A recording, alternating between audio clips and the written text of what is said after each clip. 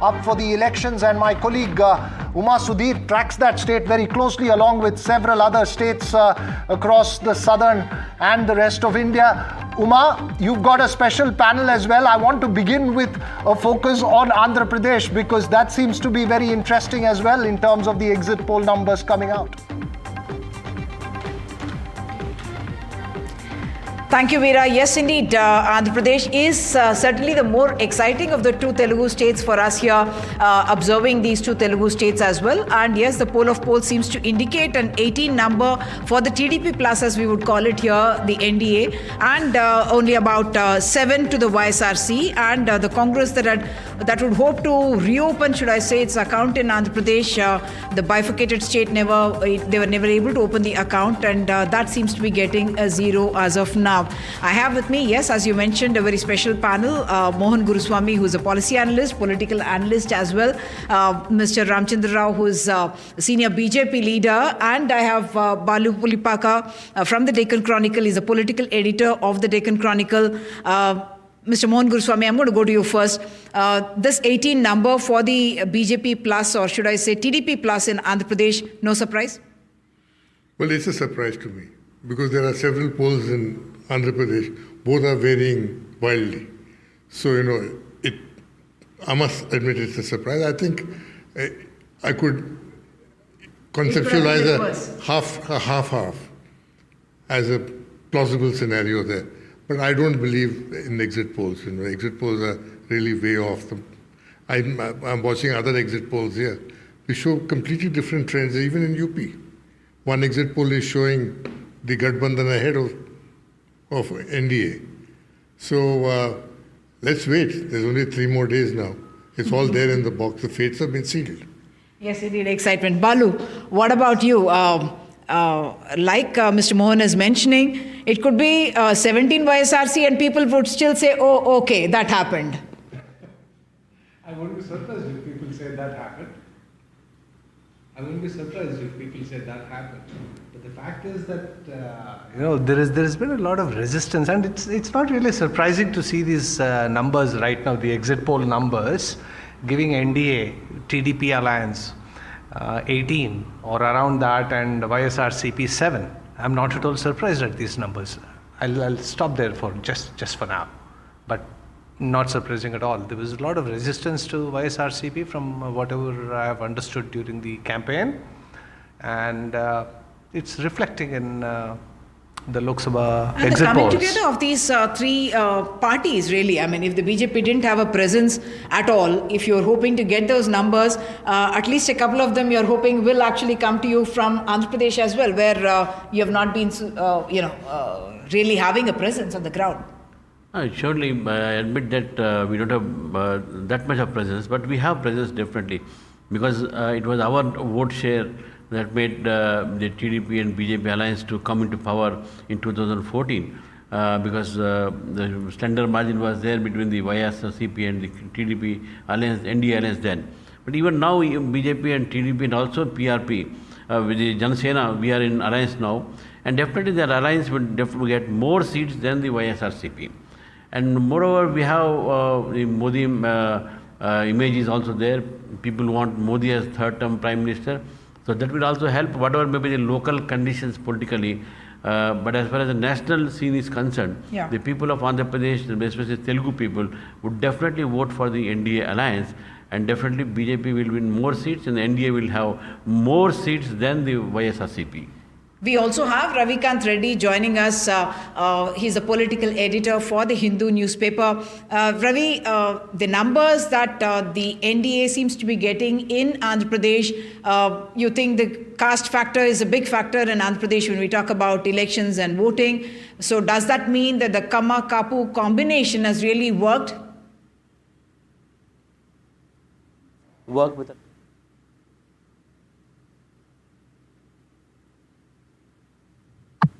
Am I audible now, Uma? Uma, am I audible? Yes, please go ahead, Ravi. Yeah. Going by the numbers, yes, please go ahead. Going by the numbers that exit polls threw up, I think definitely the Kamma-Kapu combination seems to have worked out. But I still feel you can't rule out YCP because it's a big, strong force in Rayalaseema region. And that is where I think they are going to get most numbers. And, like exit polls, they are throwing diverse figures. So as Dr. Mohan Guruswamy said, it's very difficult to gauge sitting here whether these numbers are true or not. But definitely the Kapu Kamma combination definitely worked this time for the Mahakutami, and BJP also, throwing up with their lot, with their weight, in several other factors. I think it seems to have worked out for Mahakutami as far as increasing the numbers. But I really can't say these are the real numbers. Okay, skepticism over what could be the real numbers. Very often we find parliament and assembly elections, when they happen together, people tend to vote on similar lines. YSRCP and Jagan Mohan Reddy have mounted their campaign on that big welfare agenda that he had. So does that mean that paying people, taking care of welfare, doesn't really translate into votes if these numbers really hold? Well, if these numbers hold good, then of course it's going to stand politics completely on a different footing in this country. Question of welfare politics working is questioned. But I don't think it's going to happen. People are generally grateful for what they get. And even in Telangana, where BRS got defeated, it lost only by 2%. It had 36% to Congress's 38%. So there is a residual base which travels with you. Yeah. So I don't think Jagan is going to lose hugely. But electoral losses are possible. Okay.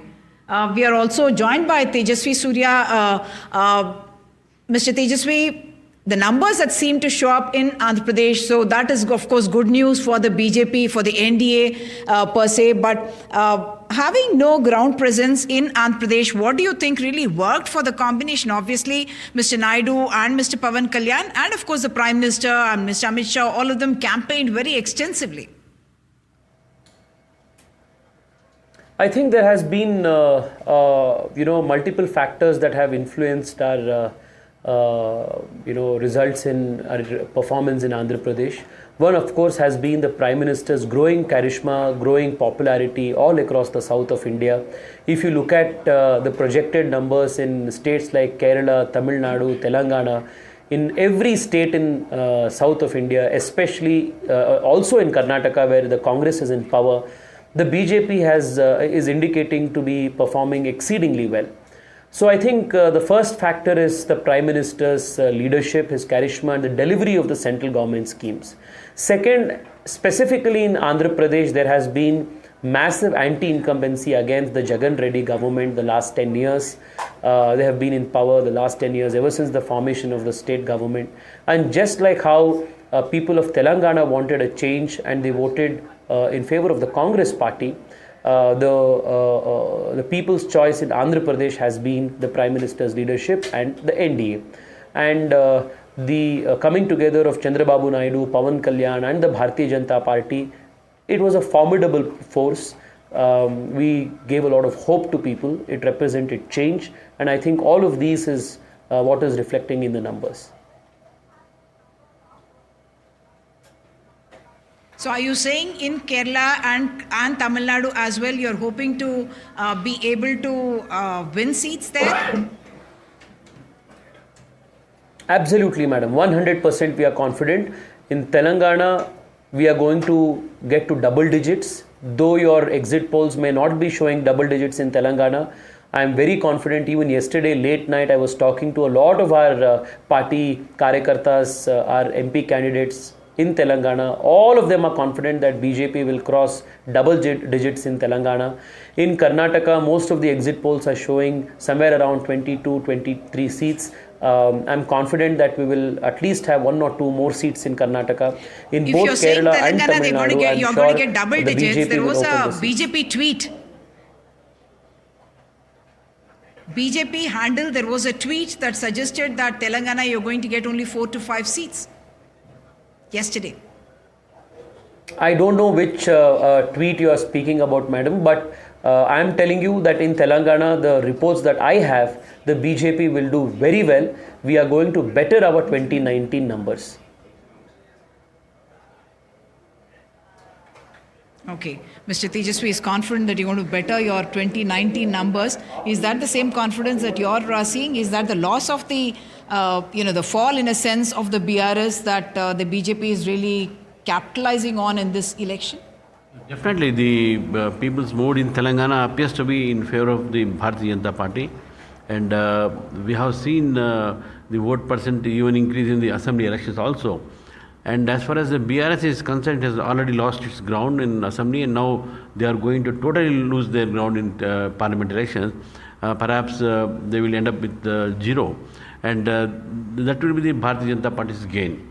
And we not only hope to gain from the BRS, but we also hope to gain from the Congress base also, because the performance of the Congress party in these 5-6 months, people are not happy. So I think even that vote bank also we will go. That is the reason why we are going to get this number of seats in Telangana. I just must interject here to say that we had just about half an hour ago, we had an informal interaction with the Congress Chief Minister here, Revanth Reddy, and he says he's preparing to get 4 ministries at the center for Telangana, and he's confident of making double digits, and he's thinking that the BJP is going to be back in single digits. Back to you, Veera. One is confident till the 4th of June, Uma. After the 4th of June, the exit pollsters, politicians, all will put their confidence to test. But we'll see that. Tejasvi Surya is still with us.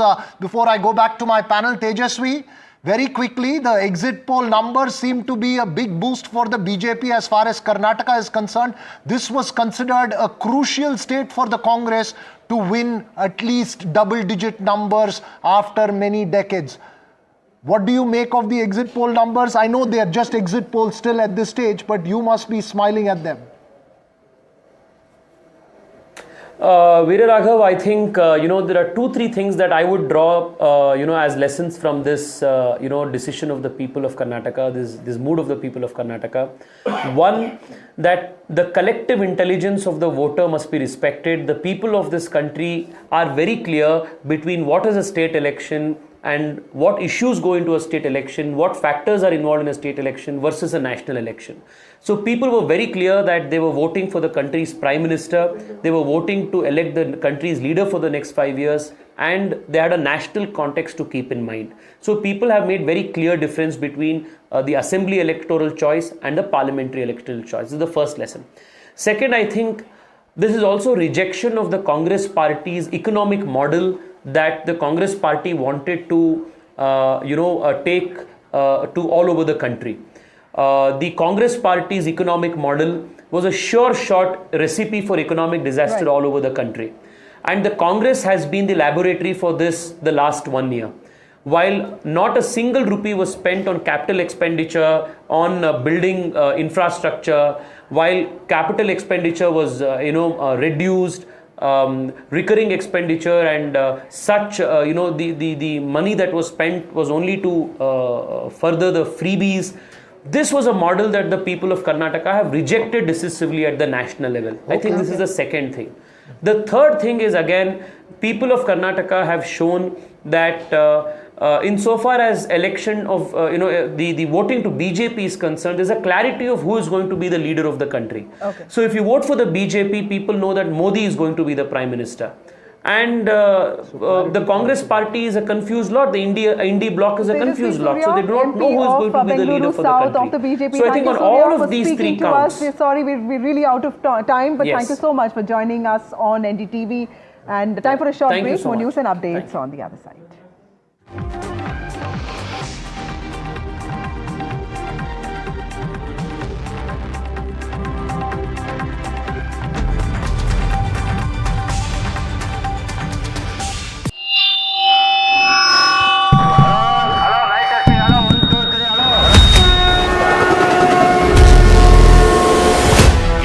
साल में जो हुआ वो तो सिर्फ trailer है, trailer. Congress party की सरकार साल का 1 लाख रुपया बैंक अकाउंट में डाल देगी। जो मर्जी करते हैं, पावर में है, पावर इज टेम्पररी। सबसे बड़ी कोई देशभक्ति का काम हो सकता है कि 2024 में इनको हटाओ।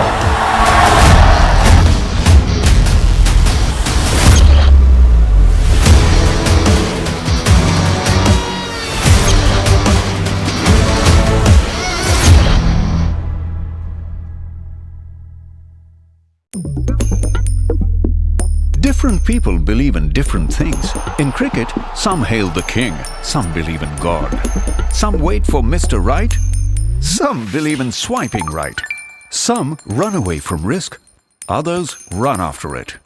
For some, kids mean babies. For others, kids mean puppies. Some want a home to settle in the future. Some want to roam the world today. Some make a career in a company. Some make a career out of building companies. But when it comes to money, everybody believes in only one thing: profit, profit, profit. And for profit, watch only NDTV Profit.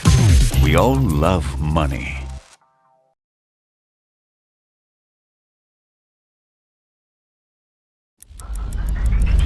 Headlines you start your day with. What matters worldwide is now in the palm of your hands.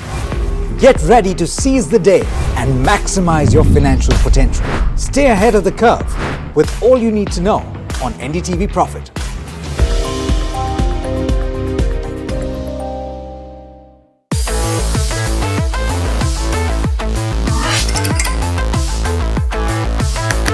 Listen to the voices of reason as they talk about corporate health and investing principles with me, Neeraj Shah, on my show, Talking Point.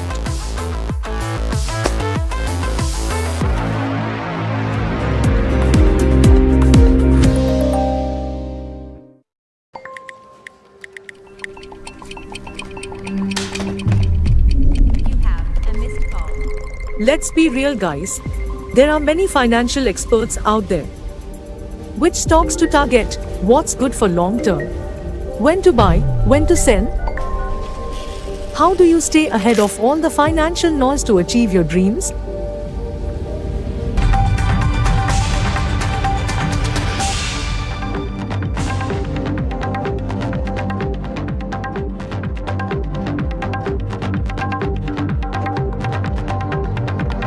Welcome back. All exit polls seem to be showing a comfortable majority for the NDA, and with us we have this esteemed panel of guests. We're going to get closing remarks from all of them. Manisha ji, most surprising for me is Uttar Pradesh, because most of the surveys that I have on my laptop seem to be saying that the BJP could be improving its tally of 62 seats that it won in 2019. So what the most surprising for me still remains the southern citadel for the Congress, the state of Karnataka.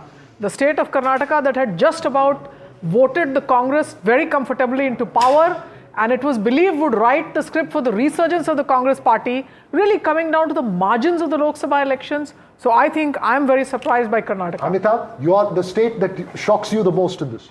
No, I would say that as a concept, what shocks me the most is that the elections are not fought on social media. It is ultimately fought on the ground.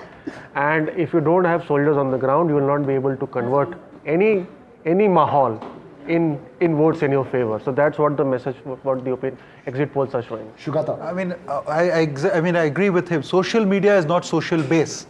I think that's the thing that comes out from this. Congress was very, very aggressive on social media, but social media is not the social base. Because there are ifs, you can't have shocks. You see? So, because the if always allows you to deal with the shock. I think the overall numbers seem to suggest the range that we have been talking of on NDTV is more or less correct. That's, I think, one point. On Karnataka, I think once again the Karnataka voter focusing on Lok Sabha and not the state is what this result which we are having in our exit poll shows. Yeah. But again, a big if there, going by what Manisha ji also said. We thought there was some movement going on in Karnataka, but if the exit poll is right, I think let's also not forget state like Kerala, where some of the exit polls are saying 0 to 3 for the BJP. Now, that could be a shocker. State of Tamil Nadu, where the exit polls are suggesting 2 to 4, some of them for the NDA. So all of them could be extremely, extremely interesting. I think the predictability of the election, the predictability of this election that we thought before the Pran Pratishtha ceremony and after that remains in some ways very similar to what we are seeing right now. Well, that's all we have time for on this, but Rishika Barua is up next along with Vasudha to take you through more of these exit polls and the poll of polls that we are putting up here.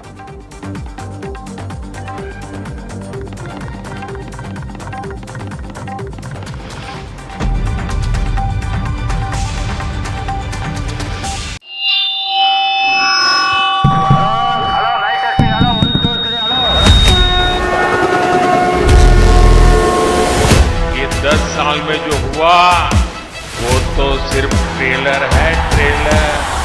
Congress party की सरकार साल का 1 लाख रुपया bank account में डाल देगी। जो मर्जी करते हैं पावर में है, पावर इज टेम्पररी। सबसे बड़ी कोई देशभक्ति का काम हो सकता है कि 2024 में इनको हटाओ।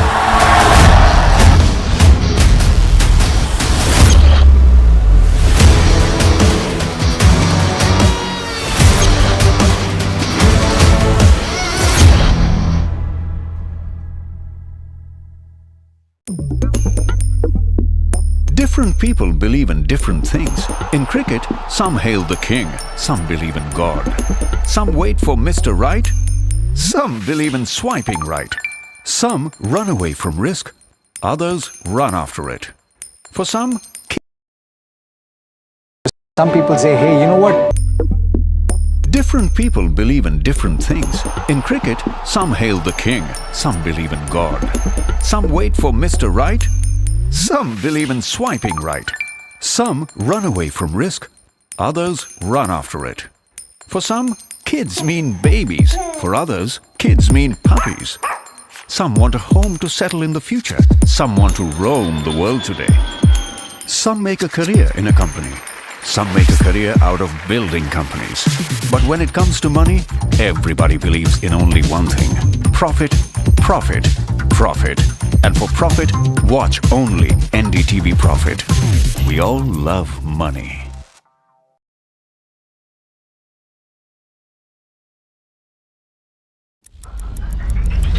Headlines you start your day with. What matters worldwide is now in the palm of your hands. Get ready to seize the day and maximize your financial potential. Stay ahead of the curve with all you need to know on NDTV Profit.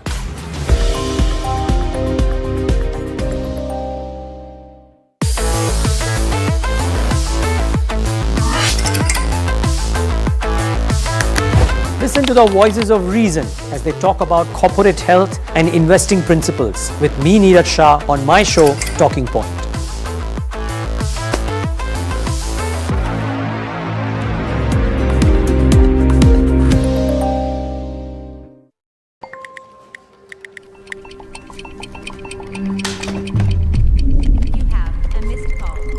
Let's be real, guys. There are many financial experts out there. Which stocks to target? What's good for long term? When to buy? When to sell? How do you stay ahead of all the financial noise to achieve your dreams? You can accomplish all your financial dreams. Let us worry about giving you the right investing insights on the Portfolio Manager.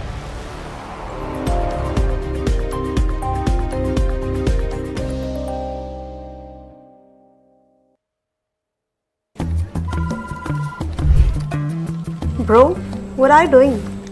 I'm trading FNOs. So, have you made any money? Oh, it's simple. If you think the market is moving upwards, just buy Nifty call option. But if you think the market could slide downwards, simplifying futures and options trading. Don't worry about the future. We've got your options covered. Futures and options strategy that will help you move with the tide. An unmissable trade. If you want to be in the money.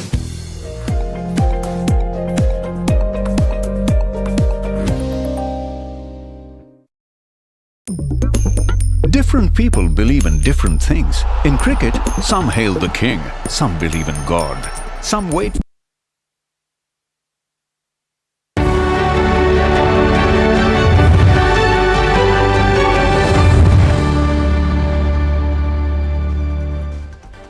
Alright, welcome to this exit poll special on NDTV Profit. I'm Tamanna Inamdar. Why should you watch our special show when you are probably completely suffused with a barrage of numbers across channel? Well, I'll tell you why. First of all, we're going to give you the clean cut of numbers that is useful to you. We're also going to tell you what this means when trade opens on Monday morning, because remember, that's what we're trying to see. All right, let's start with the poll of polls we have so far. And most polls are already out, save a couple of them. So let's look at the major ones that are out right now. We've picked 5. What is the picture over here? So if I look at Jan Ki Baat 377 for the NDA, D Dynamics 371, P Mark Q 359, Maitreys has a range, upper end is 368, TV5 Telugu has 359. The headline over here, if I had to just break it down for you of what this actually means, is that as per the exit polls, with the standard disclaimers that these are projections, this is not the final result, etc., show that you're going to have a third term of the NDA very, very comfortably. For the market, the big factor has been whether the BJP alone tops its 303 figure in 2019 and whether the NDA is comfortably poised or not. Now, as per these numbers, that seems to be very clearly this case. So you're going to have, if I take these at face value, a Modi 3.0 taking place with a comfortable victory, which, if true, after 10 years in power is astonishing. We'll get into more of the detail where, if you look at the deep cut of these numbers, it seems like the BJP has made a headway into the south, better than what was expected. They have done very well in Odisha, where they decided to go head on with the BJD, and Uttar Pradesh has not been as much of a worry as was first expected. Maharashtra seems to be the other interesting and exciting story, where no one was sure what would happen after all the political turmoil over the last 5 years. That whole experiment of BJP plus one faction of the Shiv Sena plus one faction of the NCP seems to have worked as per these polls. So what does this all mean? How do you break it all down? We're going to get every cut of the story for you. And to speak on this, I have today with me Aditi Phadnis, contributing editor at Business Standard. Gurmeet Chadda, managing partner and CIO at Complete Circle, is also joining us today. And Deepan Mehta, founder and director of Elixir Equities, is with us. So is Rohit Chandavarkar, senior journalist and someone who understands Maharashtra, I think, better than most analysts that you would see. So great to have you on. And lovely to speak with all of you. We'll also be joined by Sandeep Ghosh in just a minute from now. So let's start with what the key takeaway is and what the numbers are showing right now. And all those numbers will be constantly on your screen. Rohit, I want to come to you first, because Maharashtra was always considered to be the X factor that no one could quite read. Now, even if you take these polls not with a pinch of salt, take it with a bag of salt, does it seem on the face of it, you're laughing there, does it seem on the face of it that this BJP experiment of a faction of Sena, or you'd call now whoever's left the faction, part Sena, part NCP, seems to have worked? Tamanna, maybe I can take the risk of saying that it looks like, and I'm again sticking my neck out, maybe, looks like the picture in Maharashtra is going to be slightly different from the picture in the rest of the country. When I say that, what I mean is, the overall trend in the exit polls seems like the markets, as you mentioned, are going to cheer on Monday morning. That is the baseline. I mean, that's what we are looking at basically. So the overall trend seems to be that NDA is going to be back in power. The BJP-led government will continue is what the trend is. However, the picture in Maharashtra seems to be the experiment, to come to your question, experiment done by the BJP of going with new alliance partners may have backfired as far as Maharashtra is concerned. That is the second thing that we can see after the first thing we saw about NDA coming back to power. So it looks like most of the projections done by OTT platforms also, Marathi OTT platforms, which I have been avidly watching last 1 or 2 days, generally the trend seems to be the BJP might not be able to go over 22 or 23 seats, including their alliance partners, that is Eknath Shinde's Shiv Sena and Ajit Pawar's NCP, which means it is bad news for Eknath Shinde, present Chief Minister of Maharashtra, in terms of his prospects and his upcoming political career. And it's very bad news, even worse news, for Ajit Pawar. So the picture in Maharashtra may be slightly different, but overall picture seems to be that NDA might be back in power. And my general hunch, looking at the picture in Karnataka or Bihar or other places, is that they might need new alliance partners after all. I don't think it's going to be a clean sweep for NDA, looking at the picture in Bihar and other places. But yes, the bigger picture is that NDA, Modi-led NDA or BJP-led NDA may be back in power, and that's what I've been saying on few shows. Last point about Maharashtra is that because the markets are based in Mumbai, Maharashtra, and it's like the industrial highest amount of industries concentrated in this state and leading industrial state, we might see some kind of turmoil in Maharashtra politics in the coming weeks and coming months. That is the next story that will emerge, and BJP might think about changing their alliances in Maharashtra, because remember, within 5 months there's going to be Maharashtra assembly election happening. So that also, we have to keep our eyes on that also. But the larger picture seems to be that for now, there is going to be no turmoil in Delhi and at the central government level. Tamanna. Yeah. So Maharashtra, the picture still needs to be clearer. Bihar, the picture needs to be clearer. But what is the headline that viewers are going to take away? And that really is the question, that in terms of the Modi government coming back to power fairly comfortably after 10 years, and despite all of the murmurs that we heard, is that now in the bag as per the exit polls? Aditi Fadnis, if someone now today says, and probably viewers are going to ask, but exit polls are often inaccurate. But then if you look back at 2014 and 2019, the exit polls actually ended up underestimating what the final tally would be for the BJP and the NDA. I mean, with all due respect to exit polls, I'm sure they do it very scientifically and so on. But one is the mathematics of the election and the other is the chemistry of the elections. So the chemistry, 2 or 3 things came out during the campaign. One was the extreme discomfort on account of unemployment. People said we will still vote BJP, but they were extremely concerned about levels of unemployment. So that theme came out clearly from across India. The second was this issue of changing the constitution to take away or to reduce the affirmative action element of reservation for lower social castes. That also, I think, was a self-goal largely done by the BJP, which got carried away by its 400 plus, and upper caste MPs across India said that you have to give us 400 plus because we need to change certain things in the constitution. That was entirely a self-goal. It was not there before the campaign started, so that was also it.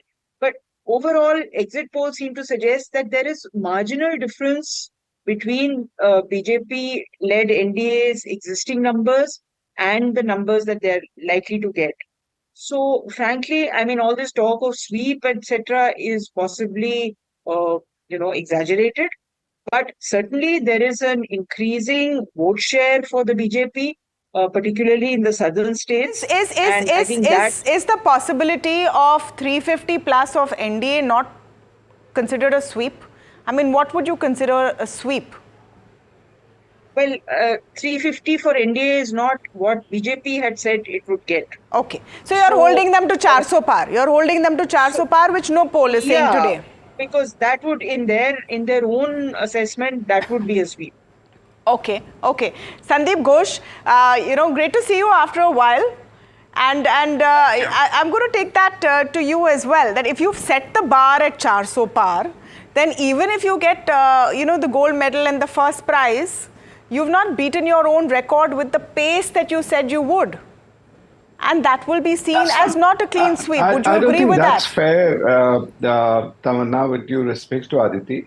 It's like you setting up, you're starting NDTV Profit and expecting to set a benchmark for yourself. And if you're close to it and people see you haven't crossed it, it doesn't make a difference. Like yesterday, I was here, happened to be here, and I attended a niece's,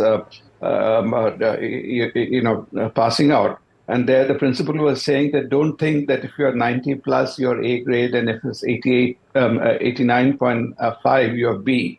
That is a very, very wrong takeout. So I don't think that's the point. But I'll harp on 2 things, Tamanna. One is, again, on the same thing is very unfair that in the same election, somewhere you hold people accountable that if they cross 100, it's a huge sweep for them. And that is what you're looking at for one party, saying that will they cross 100? If they do, that means they're on a huge comeback trail. And another party, if they fall short of 400, you're saying that they're a failure. I don't think that's a very fair yardstick. But coming back to, I think, what Rohit was saying, and more pertinent for your viewers, I don't think... One sec, Sandeep. Just 1 minute, because Aditi wants to respond to that point you made. And in all fairness, since you referred to a point, let her just respond to it before I come to your point too. Yes, Aditi. No, nobody is making any observations about fairness or unfairness. These are only exit polls after all. The point is that BJP set a target for itself. You can call it 82 or 85 in an exam out of 100 and, setting a kind of a target to motivate its workers or whatever. But the fact is it set a target for itself, right?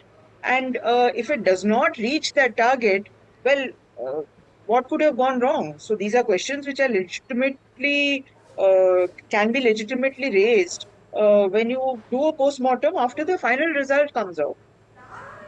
Okay. Yeah, that's a fair thing, and that's what analysts, all of us have been doing when against that 400 claim also. That how far realistic the 400 claim was, how much was it to charge the cadre, and how much of it is where the BJP's weaknesses lay. All that I'm granting, Aditi. I'm not saying that, but I would not sort of take away if they're doing 350 plus, etc. The point which you made that they are not improving upon the previous one is a point to be reckoned with, and that's all that is there. Anyway, coming back to, I don't think we're really having a major difference of views on that. Coming back to the point which Rohit was mentioning earlier, Tamanna, I feel the markets were at no stage expecting BJP not to come back. But what would have hurt the BJP market sentiments is if there was a slide in the BJP numbers to the level when people are saying, were saying that whether they'll struggle to get to 272 or they'll be barely above 272 over there. I think that would have hurt the market sentiments more.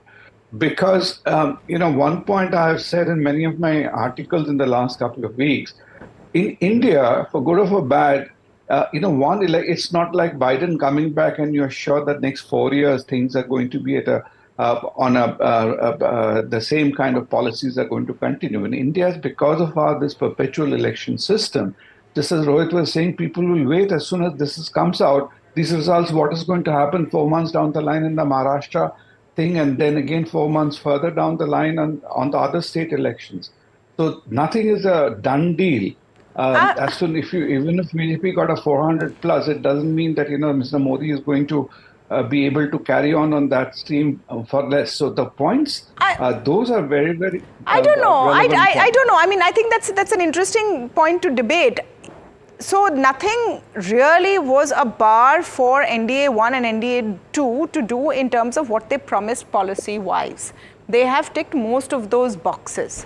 Why should this be seen as, this number, if it is final, be seen as any kind of a bar? But you talked about the market reaction. Let me get that word in from Gurmeet and Deepan, who've been waiting by very, very patiently.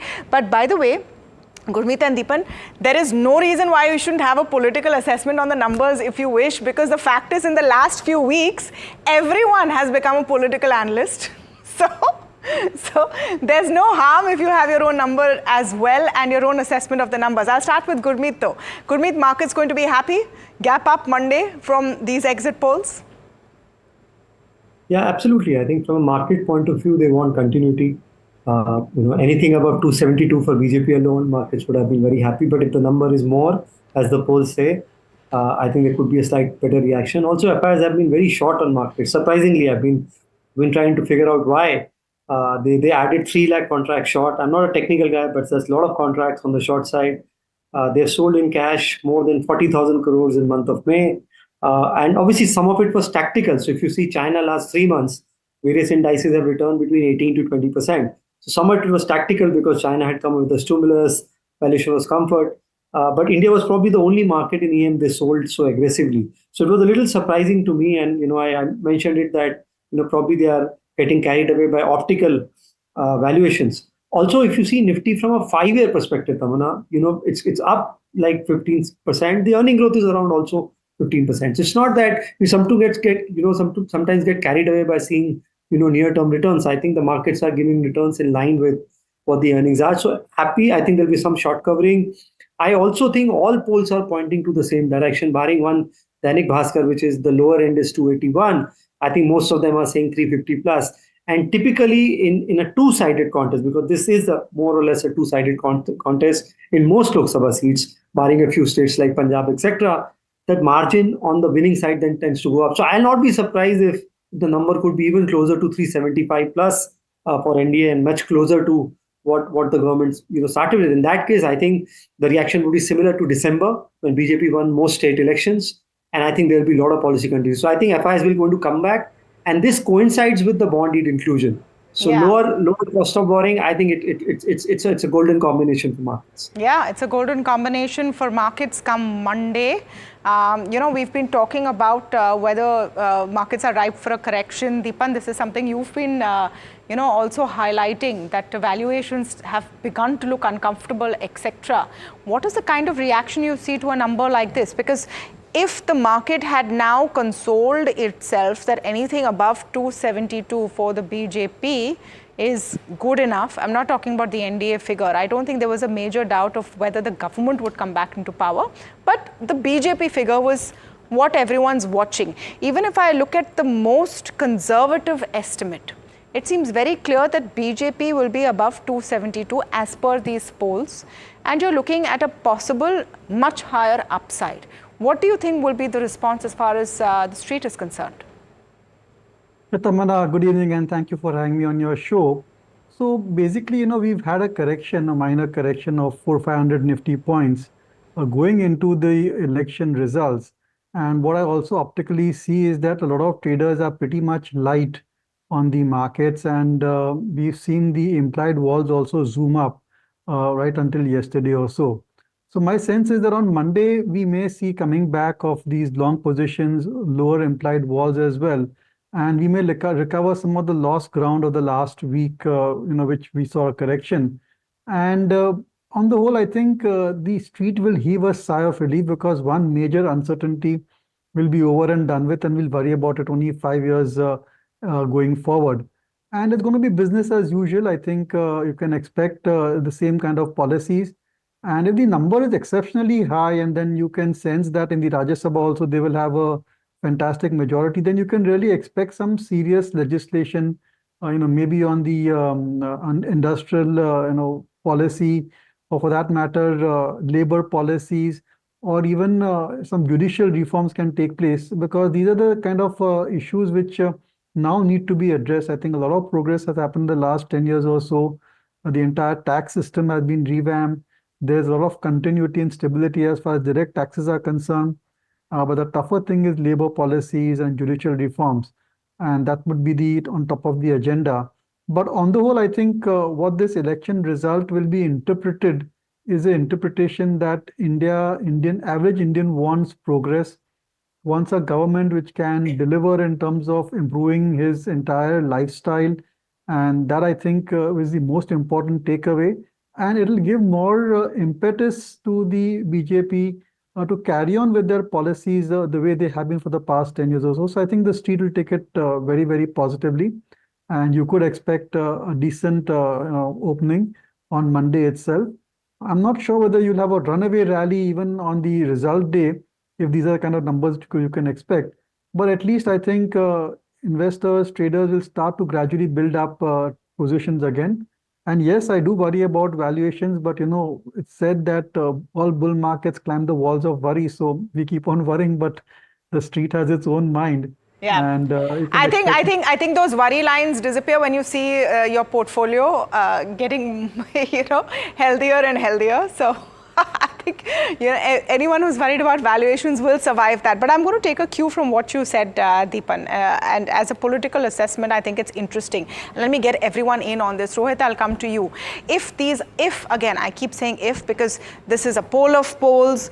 We have not done our own poll. We are showing you what everyone else is doing and giving you an assessment. We'll just pull up that plate as well, which is the average of all. So we've distilled it into one figure, which takes all the ends in together, and that's the figure. So 357 for NDA, so you top last time, 148 for India Alliance. So in that sense, if you look at how they were placed in 2019, and there was no India Alliance then, but at least that idea of opposition parties coming together seems to have worked for them, starting from where they were, and others 38.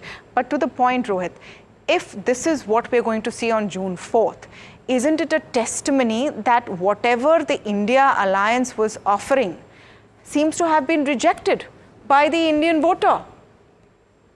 They were offering an alternative. They were saying that nothing has happened for you in 10 years. And it was a pretty strong campaign. One would say that towards the end, their campaign, especially social media speeches, etc., really caught steam better than what was expected. It's not a story the Indian voter seems to have bought. Tamanna, there is two or three things that I'd like to say. Firstly, again, taking a risk, I might say that, this number 357 seems to be slightly, over-optimistic, over-optimistic. This is a little over-optimistic looking at the ground reality in states like Bihar, Maharashtra, Karnataka, and some other states, South, etc. Having said that, second thing is, there might be new alliance partners coming, old might not be there, etc. So those changes we can expect. Third thing is, the kind of mood that you saw among the opposition party leaders after polling happened at various stages in various places, and those people and their karyakartas, their activists, their local leaders, etc., usually get an idea of which way the polls have gone, and they know who has come out for voting, who has not, etc. So they know constituency-wise who's going to get how many seats, etc. If you look at the India Alliance, you specifically asked, their kind of enthusiasm looked much beyond this number of 148 that we are mentioning as the average exit poll number that we are giving India Alliance. When I say we I mean entire media of India. That is a fair point, Rohit. And in this also, it's a very I would say it's not an accurate methodology, because first of all, every poll, and you're looking at that poll on your screen right now over here, right? So every poll also has a range. Then you take a mean of that range. Then you take an average of that mean. Then depends on which of there are about 20-25 polls out today. We've picked 5 or 6. You could pick any number, yes. And those. Yes. So inaccuracies abound. I get that point. Yeah, I'll just complete in a second. So the point I'm making is, while we can agree on the overall conclusion of these exit polls that NDA will be more or less back in power, NDA will again form the government, etc. I'm not exactly fully confident about the overwhelming majority that is being shown in these polls. In other words, I'm saying that NDA might have to, or BJP might have to, work on getting some alliance partners, etc. They will perhaps be close to 270, but I don't believe they'll be over 340, etc., or whatever these numbers are showing. Yes, they will form the government, but there will be some maneuvers required. And, the markets, the industrialists, the investors, and others can, wait till 4th and look at, how this develops. I'm saying this on the basis of the ground reality that has got reflected among the leaders of India Alliance and the way they're reacting after the polls that have happened, and, the kind of interviews they've given, and the cheering that I've seen among their activists, etc. On that basis, I'm drawing this conclusion. Okay. It's not going to be too bad for them. Okay. So India Alliance leaders actually met after the last day of campaigning, and we'll run those pictures for you as well. And, the point taken, Rohit. But when you're saying they'll have to get more in, are you, in your assessment, seeing NDA sub 272? NDA to sub 272? Is that what you are saying? I'm saying NDA will be close to 272, perhaps. Till yesterday, I was saying they might need 10, 12, 15, because, look at the picture in Maharashtra. I'll go back to your original first question you asked. I can clearly see that, NDA is dropping by 20 here. My friends in Bihar who are on the ground, they're giving me an assessment that in Bihar they'll be down by at least 12, 15. In Bengal, they did very well last time, so there is hardly any scope to do better. Similar situation in UP where they got 64. It's difficult to do even with Ram Mandir. It's kind of difficult to go much higher than that. Compared to that, look at the gain they're going to get in some of the states, which some of experts or psephologists are claiming that they'll gain in South or whatever. Those claims are not. Those claims are going to be in single-digit numbers. So overall, I am saying that there is going to be a drop from 300. Okay. My point is, we don't know how much that drop will be from 300. Let's say 303 now to below sub 300. Let's not say below 272, but the drop might be up to 250 also. We can't depend on exit polls because the sample size and all. I don't want to make comments on that. I'm not an expert in that area. No, agreed. We started the show saying that exit polls should be taken with a pinch of salt. I said bag of salt. On the basis of ground reality that I watch. Okay. So now, even if NDA, because I asked you because you made the point that they will need more allies. Even if the NDA makes it above 272, why would they need more allies was my question to you. But on your, Yes. Last, I don't want to grab all the time, but my point is Mr. Narendra Modi, Amit Shah and others are past masters at, creating new alliances and speaking even with their alliance partners who have kind of gone away from them in the last 2 or 3 years. For instance, some in Maharashtra, some in Punjab, some in other places. I'm saying that some backdoor channel dialogue has been opened. That is by information. So the people in power are kind of aware of what kind of a situation is going to develop, perhaps. And we see over-enthusiasm in media and kind of over-optimism. That is my personal assessment. All right, fair. The ruling party is preparing for some kind of new alliances, which we will see after 4th June. Okay, so we obviously, at the end of the day, the underlying message is you have to wait for 4th June. In fact, Sandeep Ghosh, some might argue that even if they do get these numbers, they still might form new alliances because those who are part of the India alliance or not part of the NDA right now may want to hop on. Who wants to be on the losing side? So I take the point of alliances, but it could be any reason. Yeah, you've taken the words from my mouth. In fact, I was going to argue that BJP or Amit Shah, Narendra Modi are going to prove that 400 plus by getting new alliance partners on board. Even if their current combination falls short of 400, that would be my assessment. One, if I may point out, Rohit, you're not really comparing apples to apples when you're saying 303. 303 was BJP. It was not NDA. So when you're saying it's NDA falling below 272, that's a huge shift which you're talking about because it is BJP 303. BJP falling below 272 is one thing, but to say NDA falling below 272 is a bigger change you are saying. The other point is, how I looked at NDA or BJP's Maharashtra strategy was this. Last time when you were looking at NDA, it was BJP plus Shiv Sena, the combined old Shiv Sena.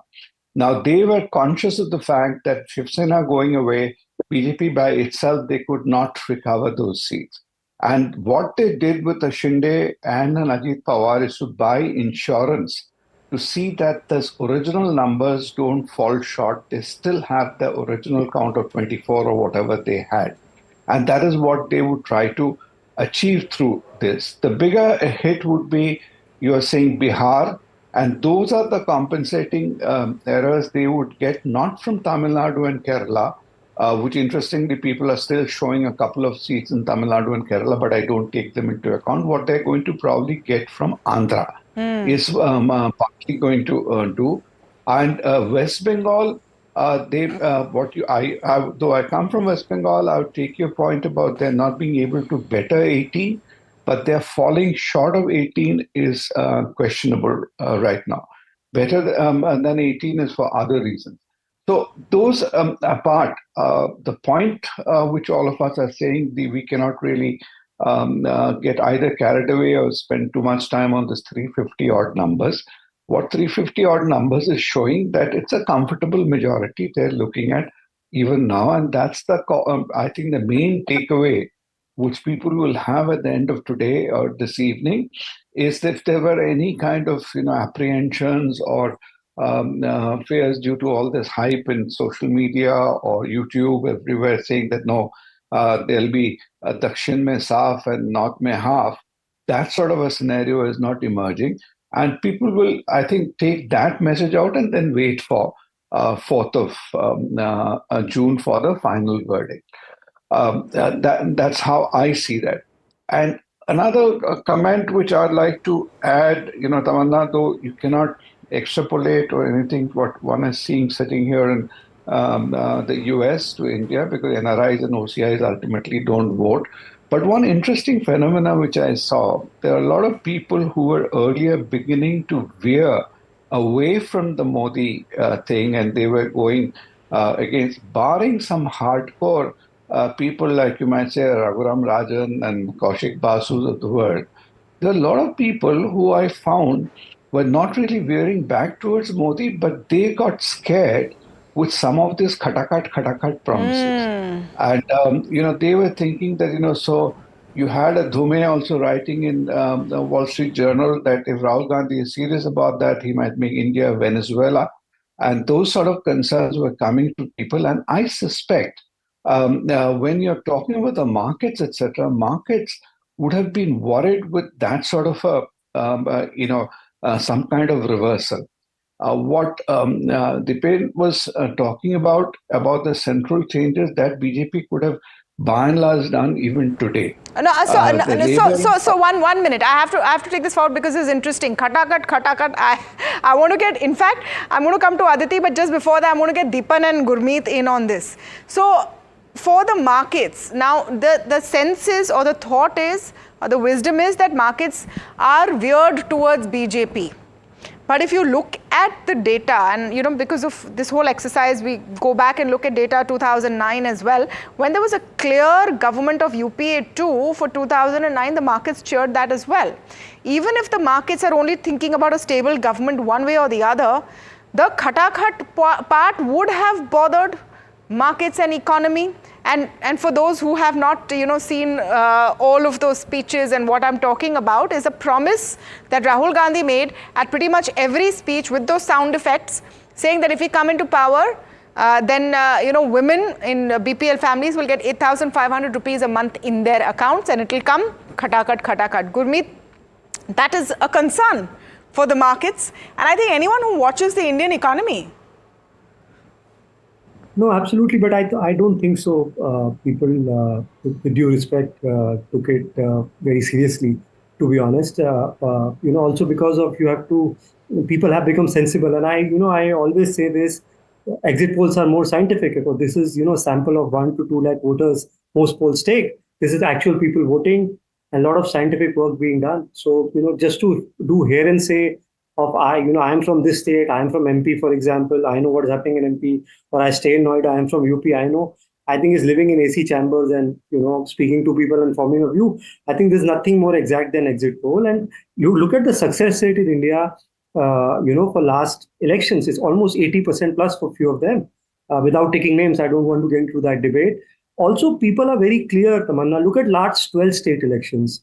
When they had to give Karnataka or Telangana or Himachal to Congress, it gave a very thumping majority, almost 2/3. When they had to give, MP, Chhattisgarh and Rajasthan to BJP or UP to BJP, they gave it with a thumping majority.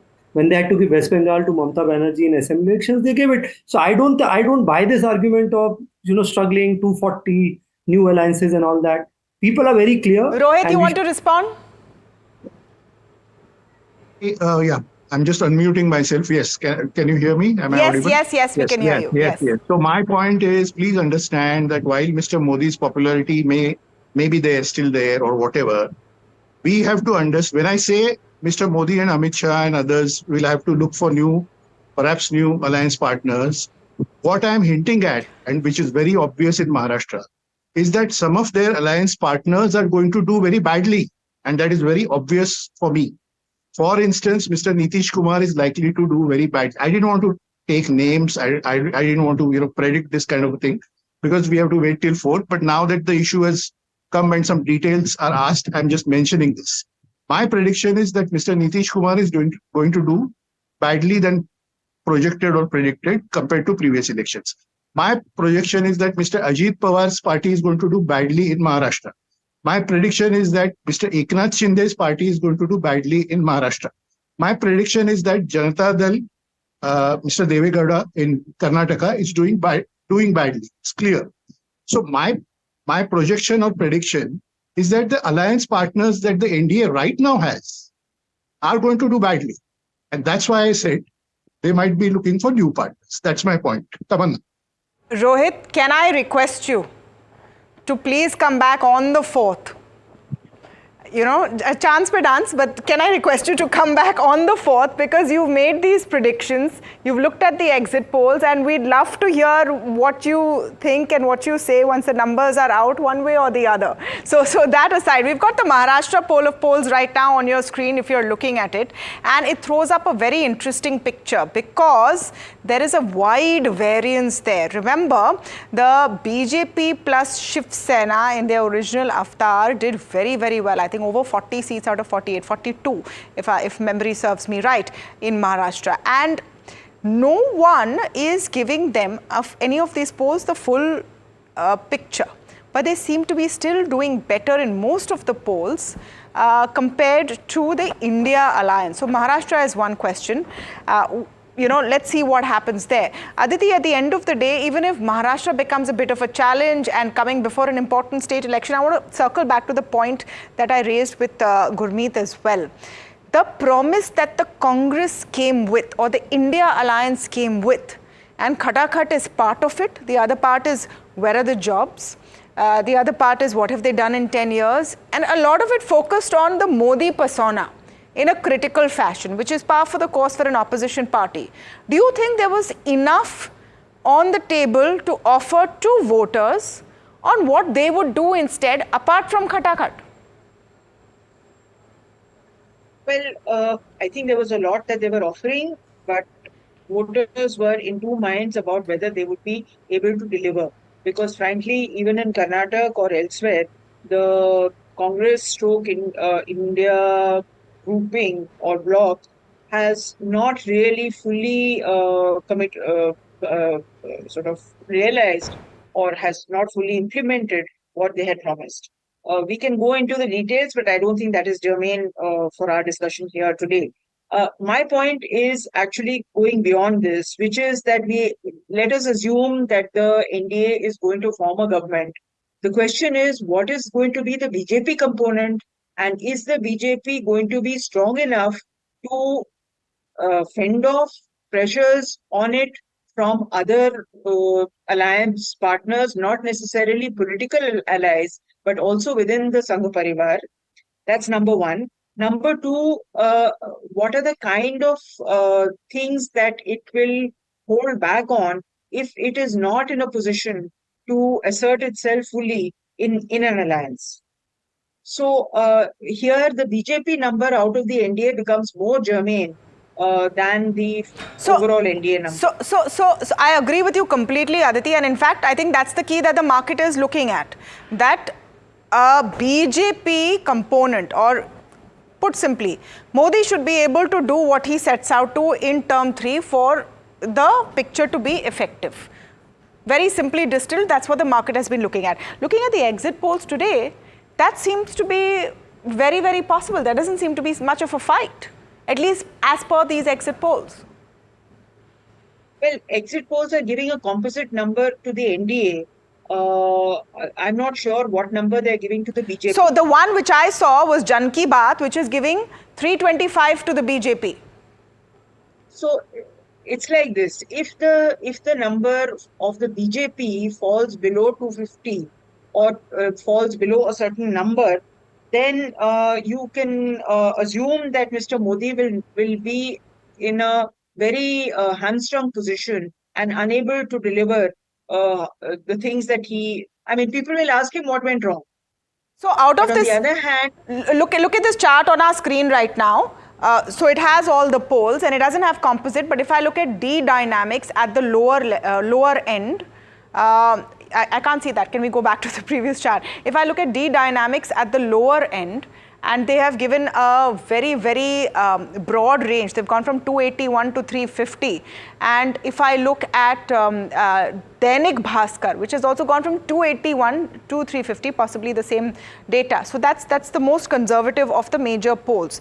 In a 281 situation for NDA, definitely what you are talking about, what Rohit is talking about, BJP sub 272 looks possible. But if I look at the rest, if I look at 362, 342, 371, 353, then you're seeing a BJP above a 272 quite comfortably.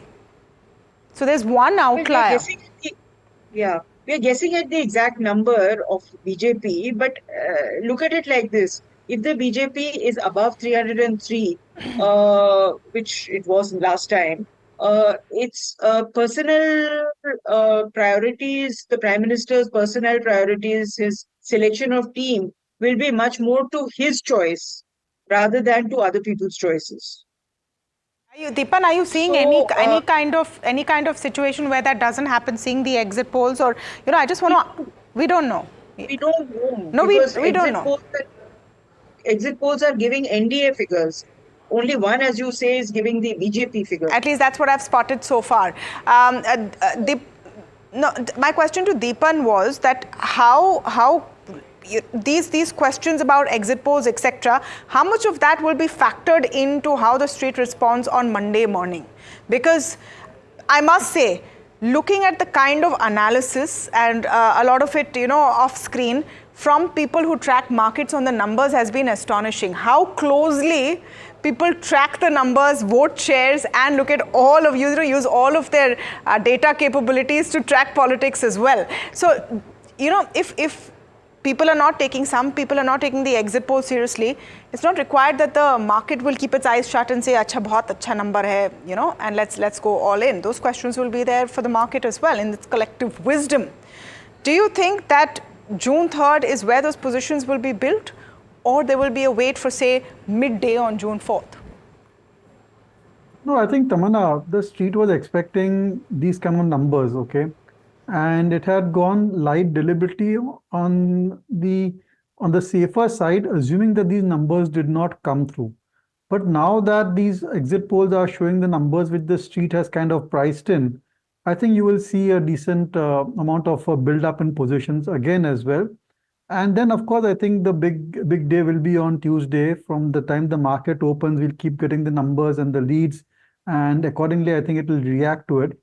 But broadly, I think kind of a status quo, 10, 15, 20 more seats for BJP NDA was what was the kind of base scenario, and that seems to be playing out in these opinion polls. The problem will be if the numbers are lower than last year.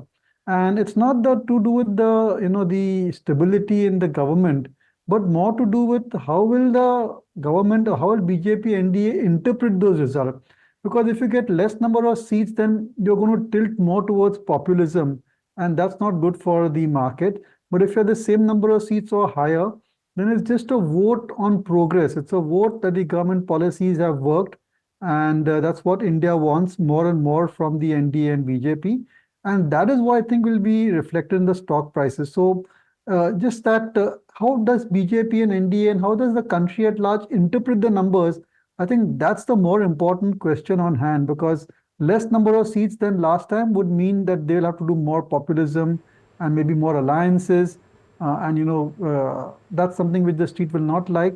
But higher number of seats means that they will go even more strongly on all the economic policies which they have followed, and whatever work was not done, they will take those even tougher decisions and maybe bite the bullet on some of the more controversial aspects of the economy. What is in that wish list, Deepan, in terms of controversial aspects of the economy? I always wonder, because a lot seems to have been done. So from that point of view, what is the street looking out for?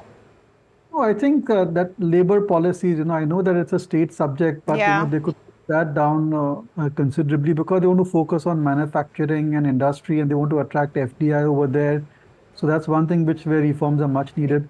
I think judicial reforms also are desperately needed, considering the kind of long queues which are there in settling and giving judgment. So you could expect some more reforms over there, so that the entire judicial system can be speeded up, more appointments, maybe some changes over there.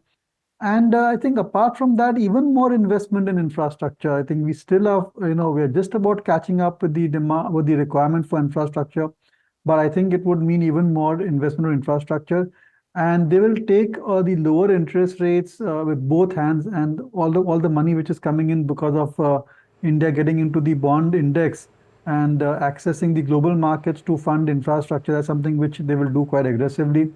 But one thing I'll tell you, Tamanna, you've not got into stock specific or industry specific, but this does mean that PSUs, industrial, capital goods, the rally over there just continues no matter what the valuations are. Gurmeet, you second that? I saw you nodding.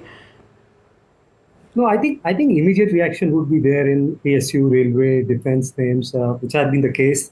But I agree with Deepan, some of these, can't pay 50, 60 earning multiples to irrespective of, how big or lumpy the order book is.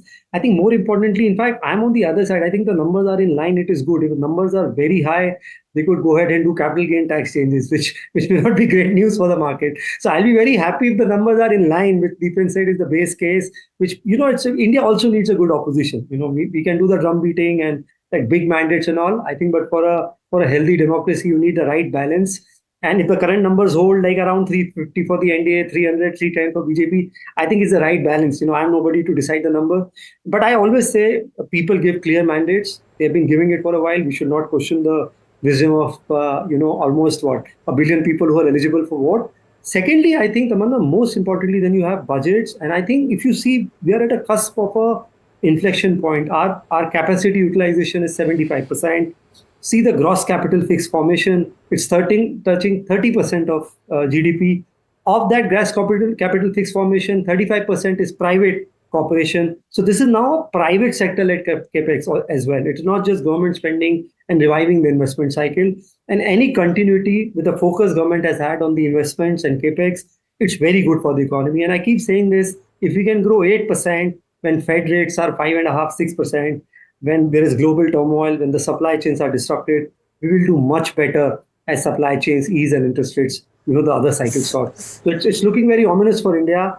And I personally think we have the best decade ahead of us. So it's looking very promising for India, I think is what you mean. So in fact, for the street, the GDP data, the GDP figure, which has come in at 8.25 FY24 is astonishing. Sandeep, just on that point, anyone who watches the Indian economy has not found a convincing argument for the India alliance.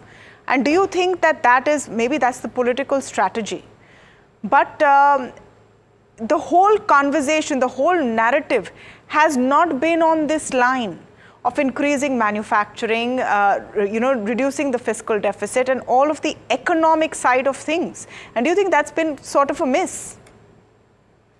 No, that's not sort of a miss. I think maybe that's a calculated strategy in terms of their electoral strategy. That's what the India Alliance, or especially Congress, took. I don't think the Congress allies went into that mode. They were very, very reticent about, on the economic front, what they're going to be their approach to an industrialist, etc. And they were pragmatic about that. Congress was going hammer and tongs about Adani, Ambani, and even, in earlier times, Priyanka Gandhi made statements as what do people manufacture nowadays, all that. So they were coming through. In fact, towards the end, Jairam Ramesh had to make some comforting noises saying that, no, when we come, we'll do a bit of both. We are going to have these policies that trying to assuage the apprehensions of the street as well as the industrial community. So that's the point I was making to you earlier also, sitting here in the US, meeting some people or talking to some people, I was hearing that whole thing. There was a lot of, discomfort as soon as with this Khadakat and other principle. The point, what I'd like to link to this, Aditi was making this point about how much is BJP numbers. I think the same thing holds true for India.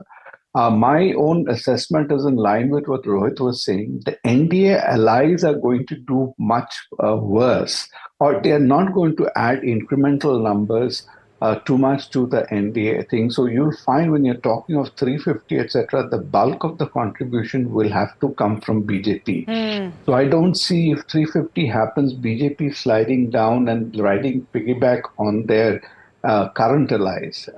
They may have to get other people. Equally, I don't know what's the split in the India alliance, because India alliance, how much is Congress getting and how much others? I think they're the allies will bring in much more votes for the India alliance when you're seeing the total numbers.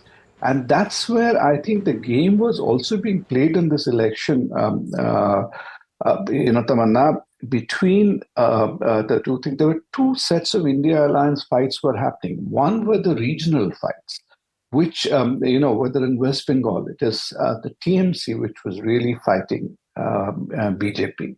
If you go down south, also there, or Maharashtra, when you're talking about, it was the Shiv Sena, Uddhav, and NCP original, which were fighting the BJP or the NDA, rather than not so much of Congress. Congress could have had more, share of voice or the share of TV time. But these are the people who were doing those fights.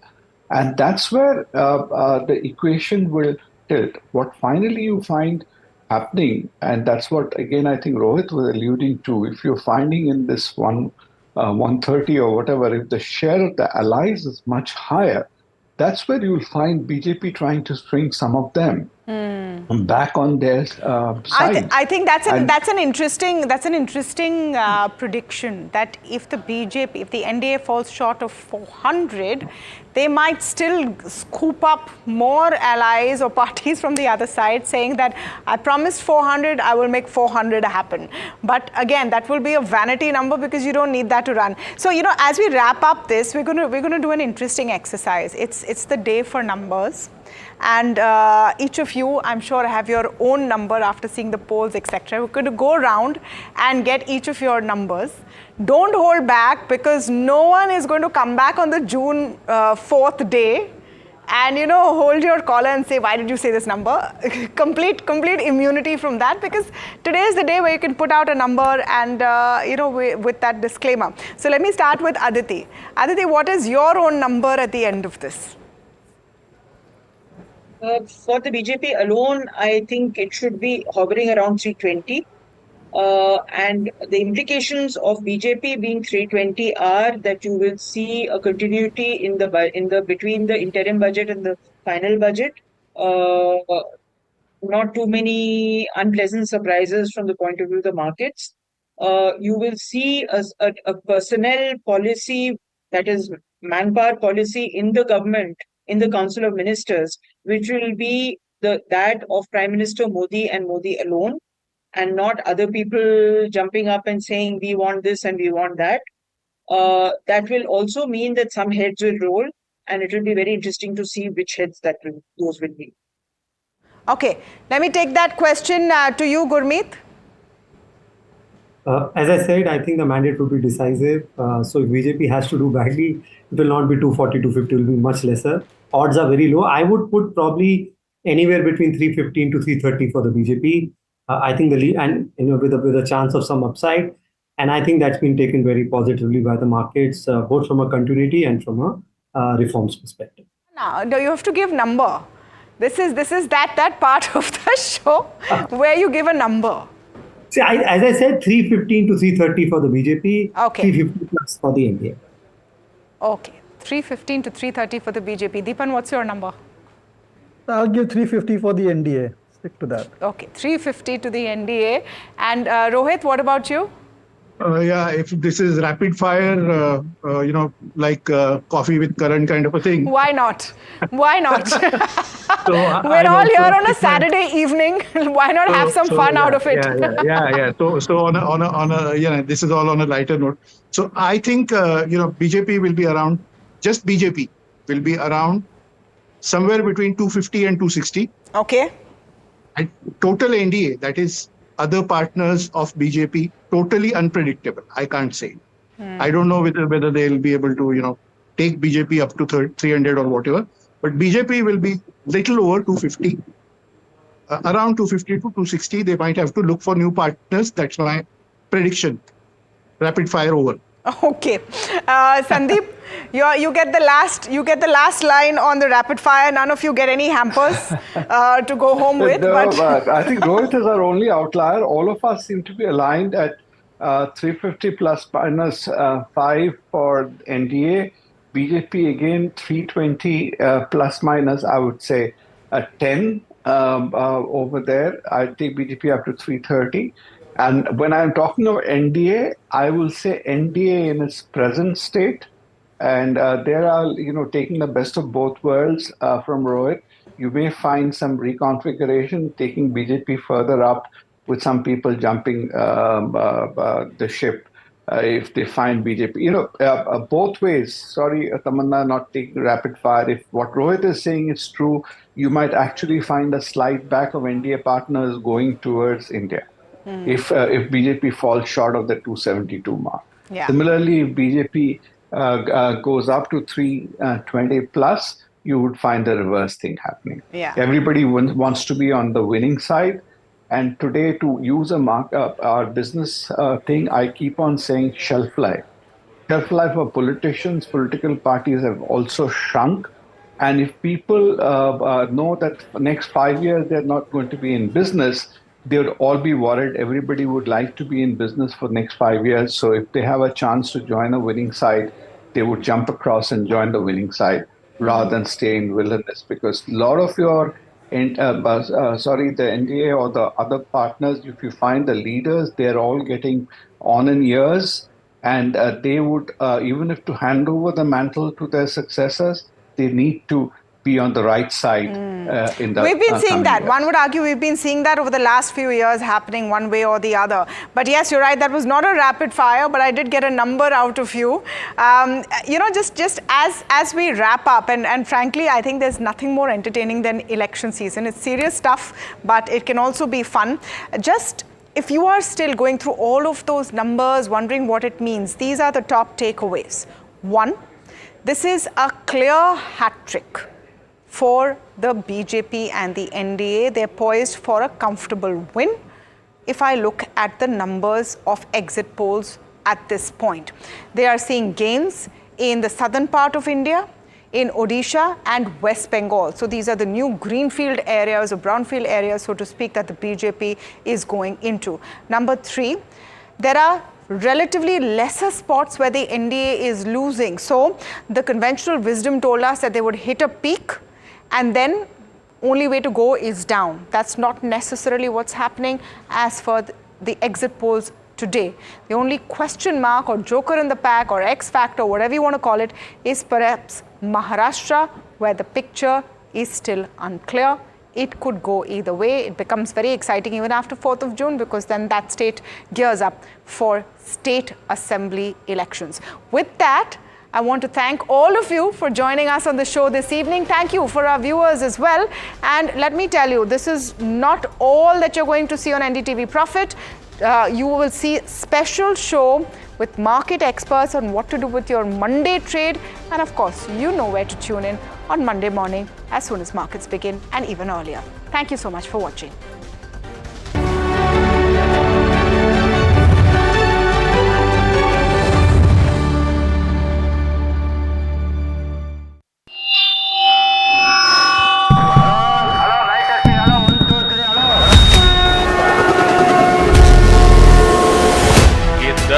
में जो हुआ वो तो सिर्फ trailer है, trailer. Congress party की सरकार साल का 1 लाख रुपया बैंक अकाउंट में डाल देगी।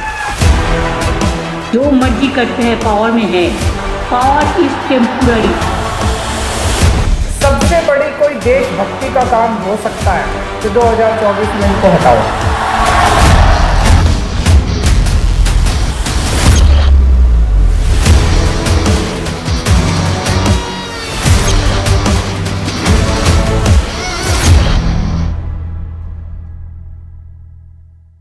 True independence starts where financial dependence ends. Women's Day might have passed, but the data compiled by a report named Women and Finance by CRISIL and DBS calls for your attention. For the longest time, women have been underestimated and underrepresented in many spheres of life, whether that's at home or at work. But for a change, there is a change this time, and I'm going to show you some mood-lifting data. Did you know that 47% of women make financial decisions on their own, and their independence when it comes to making financial decisions depends on three things: income source, age, and stage of affluence. Income source. 55% self-employed women take financial decisions on their own versus 39% of salaried women. Does that mean salaried? National Information and Technology Department will be with us, Dr. Surjit Bhalla. So it's a pretty packed panel. Ashok Malik with us, Amitabh Tiwari, Nirja Chaudhary, Vikram Aditya Singh, the Lok Sabha candidate from Mandi. So it's a big panel, it's a big show as well. But first, let me go across to Rajiv Chandrasekhar. Thanks very much, Mr. Chandrasekhar, for being with us. So on an average, it's quite easily, if you look at the All India figures, the poll of polls has the NDA well above 350 at 361 on an average, the India Alliance at 145. You'd expect it to cross 400, but would you say that, this is perhaps a more realistic estimate of where the NDA would have landed up? So as Vishnu, thank you for having me on the show. And as Maria said, this is certainly not the result. This is the exit poll. And I certainly still will stick my neck out and say that the NDA results will be closer to 400 than 350. I still maintain that some of the losses that are being shown in Rajasthan and in Haryana and states like that are not really going to be losses for the BJP. But certainly it is very clear, as it was clear in the end of Feb, early Feb, when elections were being announced, that this will be the third term for Prime Minister Narendra Modi ji. In the last 90 days, the Congress has tried its best to use all kinds of tactics, lies, misinformation, deepfakes. Just one point, to interrupt you for half a second. Rajasthan, in fact, of 25 seats, the BJP, according to exit polls, poll of polls is projected to get 21, the India Alliance 4. So, it's still a very strong performance. But please go ahead. Yeah, so no, I was making the point that I think the last 10 years of the BJP and Prime Minister Narendra Modi ji, it was clear to anybody who was taking a reasonable view towards these elections that the people were decisively going to give him another mandate. Of course, we had this spectacle of the last 90 days of the Congress and the India Alliance trotting out all kinds of tactics and negativity into these elections. And we said all along that the people of India will certainly show them the right direction and their response to this type of politics. And I think that is what these exit polls are indicating. And we will see on the 4th. I certainly believe that the results will be even better than what the exit polls are indicating when the real results come out on the 4th. Okay, but Mr. Chandrasekhar, what what your political opponents and India bloc is saying is that they are at 295 and that just as 2004 when all the exit polls got it wrong, history will be repeating in 2024 as well. Well, look, it's easy to be delusional till the 4th. I think they've done